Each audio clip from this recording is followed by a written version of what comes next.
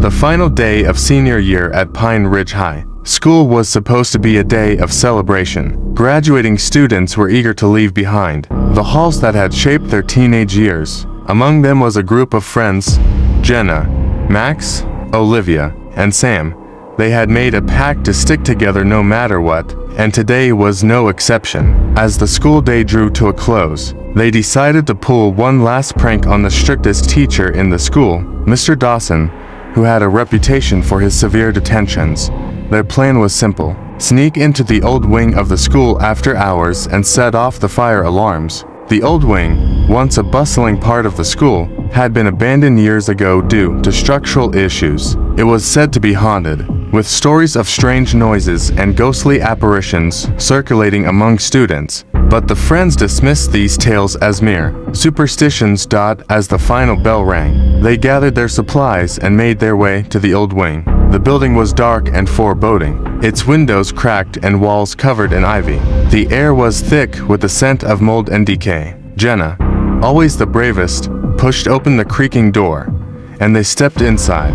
"Let's get this over with," Max said, trying to mask his nervousness. They moved through the dimly lit hallways, their flashlights casting eerie shadows. The atmosphere was oppressive, and the silence was deafening. As they reached the center of the old wing, they heard a distant, faint sound of soft, rhythmic tapping. "Did you hear that?" Olivia whispered, her voice trembling. "Probably just the wind," Sam replied, though he didn't sound convinced. They continued onward, reaching the main hallway where the fire alarms were located. As they prepared to set off their prank, the tapping grew louder, echoing through the empty corridors. Jenna turned to see a figure standing at the end of the hallway, barely visible in the dim light. "Who's there?" she called out, but there was no response. The figure moved closer, revealing itself to be an old man in outdated clothes. His face was pale and gaunt, with hollow eyes that seemed to look right through them. The friends froze in fear, their flashlights trembling in their hands. "Leave this place," the man said in a raspy voice. "You don't belong here." Before they could react, the man disappeared, leaving behind an unsettling silence. The friends exchanged terrified glances, their bravado shattered. "We need to get out of here," Max said, his voice shaking. They turned to leave, but the door they had entered through was now locked. Panic set in as they tried to find another exit, but every door and window was sealed tight. The tapping resumed, louder and more insistent, reverberating through the walls. "What's happening?" Olivia cried, tears streaming down her face. Suddenly, the hallway lights flickered on, illuminating the dilapidated surroundings. The walls were covered in old photographs of students, but their faces were blurred and distorted. The friends realized they were not alone. Shadowy figures moved in the periphery of their vision, whispering unintelligible words. Jenna felt a cold hand on her shoulder and turned to see a young girl with long, tangled hair and empty eyes. The girl pointed to a classroom door at the end of the hall. "Go there," she whispered, her voice like the rustling of leaves. With no other options, the friends followed the girl's direction and entered the classroom. Inside, they found a dusty, forgotten room with desks and chairs arranged in neat rows. On the blackboard was a single word scrawled in chalk: "Detained." The door slammed shut behind them, trapping them inside. The room grew colder, and the whispers grew louder. The friends huddled together, their fear palpable. "This can't be real," Sam muttered, his breath visible in the frigid air. The whispers coalesced into a voice, low and menacing. "You will pay for your transgressions." The friends watched in horror as the room began to change. The walls closed in, the desks and chairs decayed into dust, and the air became thick with the stench of rot. They were no longer in a classroom but a dark, claustrophobic cell. One by one, the friends began to experience visions horrifying, scenes of their deepest fears and regrets. Jenna saw herself trapped in a coffin, buried alive. Max was surrounded by fire, unable to escape. Olivia faced a shadowy figure that whispered her darkest secrets, and Sam was pursued by unseen monsters in an endless maze. They screamed and cried for help, but their voices were swallowed by the darkness. Hours passed, though it felt like an eternity. The visions eventually faded, leaving them physically unharmed but mentally shattered. The cell door creaked open, revealing the old man from before. His expression was one of pity and anger. "You have learned your lesson," he said. "Leave this place and never return." The friends stumbled out of the cell, disoriented and traumatized. The old wing was now silent, the oppressive atmosphere lifted. They found the exit door unlocked and hurried out into the fresh air, grateful to be free. As they walked away from the old wing, they swore never to speak of what had happened, but the experience had changed them. The once inseparable friends drifted apart, unable to shake the horrors they had faced. The last day of school had become a nightmare that haunted them for the rest of their lives, a tragic reminder that some places are better left undisturbed and some pranks are better left unplayed. Ridgefield High School was a hive of activity on the last day before summer break. Students buzzed with excitement, eager to leave behind the stress of exams and enjoy the start of their vacation. Among them were four friends: Jake, Emma, Lucas, and Ava. They were planning one last adventure to mark the end of their high school journey. Rumors had long circulated about the school's underground tunnels, which were supposedly used during the school's early years. They had been sealed off for decades after a series of mysterious accidents. The tunnels were said to hold secrets, and the friends decided that exploring them would be the perfect way to cap off their senior year. "We should go see if the rumors are true," Jake suggested, his eyes gleaming with excitement. "It'll be an adventure." Emma, usually the cautious one, hesitated. "It sounds dangerous. Are we sure we want to do this?" "Come on, Emma," Lucas said. "We've heard about these tunnels for years. It's time we found out what's down there." As the final bell rang and the school started to empty, the group slipped away from the festivities. They made their way to the storage room in the basement, where they knew the entrance to the tunnels was located. Jake had managed to find an old key hidden in a forgotten drawer, and with a bit of effort, they unlocked the door. The air in the storage room was musty and filled with the smell of old paper and mildew. The narrow staircase leading down was coated in dust, and the walls were covered in peeling paint. Flashlights in hand, they descended into the darkness, their footsteps echoing eerily. "This is so creepy," Ava said, shivering despite the warm weather outside. The tunnel was narrow and winding, with low ceilings and uneven floors. The walls were covered in old graffiti and rusted pipes. As they walked, the temperature seemed to drop, and the air grew colder. "This place gives me the chills," Emma said, clutching her flashlight tighter. They reached a large, rusted door with a heavy lock. Lucas pulled out a set of tools and, with some effort, managed to pry the door open. Inside, they found what appeared to be an old, abandoned control room. Old machinery and dusty panels lined the walls. "This must be where they monitored the old systems," Jake said, examining the room. Suddenly, a loud clanging noise echoed through the tunnel. They froze, their hearts racing. "What was that?" Emma asked, her voice trembling.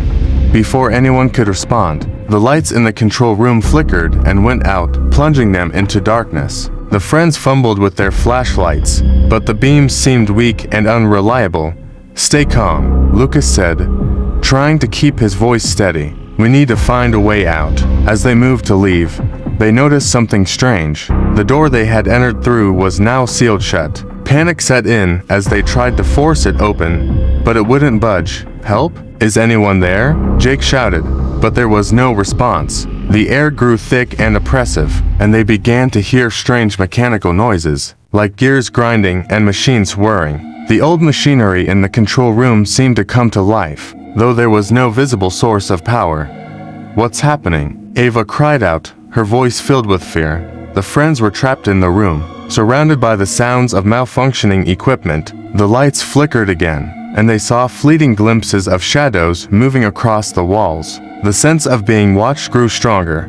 "Look," Emma pointed to a small window in the control room. "There's a light outside. Maybe we can signal for help." They gathered around the window, waving their flashlights and shouting for help. But the noise from the machinery was so loud that their voices were drowned out. Hours passed, and the friends grew increasingly desperate. Exhausted and frightened, they slumped to the floor, trying to stay calm. Suddenly, the machinery stopped, and the room fell silent. The door creaked open slowly, and the friends stumbled out into the darkness of the tunnel. The air was still cold, but there was no sign of the oppressive atmosphere they had experienced before. They made their way back to the storage room and up the stairs. Emerging into the basement, the storage room was back to its usual state, and the entrance to the tunnels was closed off. As if it had never been opened, the friends were shaken, but relieved to be back in the light. They never spoke of their experience to anyone. Ridgefield High School continued its usual routines, but the group never forgot their terrifying adventure in the abandoned tunnels. The old control room remained a mystery, its secrets hidden from the world. For Jake, Emma, Lucas, and Ava, the last day of school would always be remembered as the day they faced their fears and uncovered a part of the school's dark history that was meant to remain forgotten. Elmwood High School was abuzz with excitement. It was the last day of school before graduation, and the seniors were eager to leave their mark. Among them were Jessica, Daniel, Megan, and Kyle, a close-knit group who had been friends since freshman year. They decided to explore the old, abandoned wing of the school, which was rumored to be haunted. The abandoned wing had been shut down for decades, ever since a tragic fire claimed the lives of several students and a teacher. The surviving students often whispered about strange sounds and ghostly apparitions, but the tales were dismissed as urban legends. Jessica, the fearless leader, convinced her friends that it was the perfect opportunity to uncover the truth. "We'll be legends if we find anything," Jessica said with a grin, her eyes sparkling with mischief. Armed with flashlights and a video camera, the group slipped away from the end-of-year celebrations and made their way to the sealed-off wing. The door creaked open, revealing a long, dark hallway covered in dust and cobwebs. The air was thick with the scent of mildew and decay. "This place is creepy," Megan whispered, shivering despite the warm June air. "Don't be a wimp," Kyle teased, but his voice lacked its usual bravado. They ventured deeper into the hallway, their flashlights casting eerie shadows on the peeling wallpaper. The atmosphere grew colder, and a sense of unease settled over them. Jessica led the way, her excitement undiminished. As they turned a corner, they found themselves in what used to be the science lab. The room was filled with broken glass, overturned desks, and charred remnants of the fire. Jessica scanned the room with the camera, eager to capture any signs of the supernatural. "Did you guys hear that?" Daniel asked suddenly, his voice tense. They fell silent, straining to hear. A faint, rhythmic tapping echoed through the room, growing louder with each passing second. It sounded like someone or something was walking towards them. "Maybe it's just an animal," Jessica suggested, trying to keep her voice steady. But deep down, she knew it wasn't an animal. The tapping grew louder, and the temperature dropped further. Their breath turned to mist in the frigid air. "Let's get out of here," Megan pleaded, her eyes wide with fear. "Not yet," Jessica insisted, though her own fear was mounting. The door at the far end of the lab creaked open, and a figure emerged. It was a girl, her clothes charred and tattered, her face twisted in agony. Her eyes were hollow, and her mouth moved soundlessly, as if screaming. Jessica, frozen with terror, managed to lift the camera and film the apparition. The girl began to walk towards them, her movements jerky and unnatural. "We need to go now," Kyle shouted, snapping the group out of their trance. They turned and ran, the ghostly girl following close behind. The hallway seemed to stretch on forever, and the tapping of her footsteps grew faster, more insistent. They reached the exit, but the door wouldn't budge. Panic set in as they pounded on it, desperate to escape. The ghost was getting closer, her silent screams echoing in their ears. "Help! Somebody help us!" Daniel yelled, but there was no one to hear. The ghost reached out, her hand passing through Jessica's shoulder. Jessica screamed, feeling a searing pain as the icy touch burned through her. The others pulled at her, trying to drag her away, but the ghost held her in a death grip. "We can't leave her," Megan cried, tears streaming down her face. "We have to," Kyle shouted, his voice cracking with fear. But before they could decide, the ghost let go of Jessica and lunged at Megan.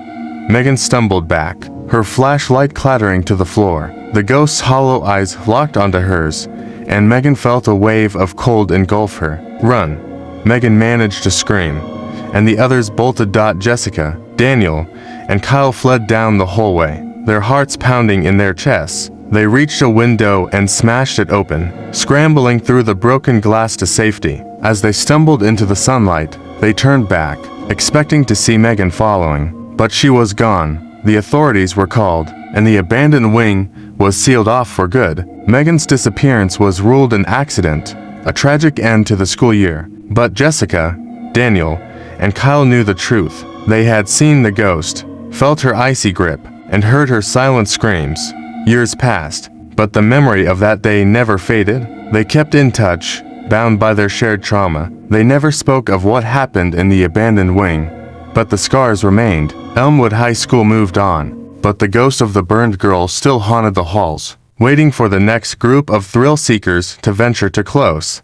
The last day of school at Elmwood High was remembered not for the joy of graduation, but for the chilling reminder that some legends are real, and some spirits never find peace.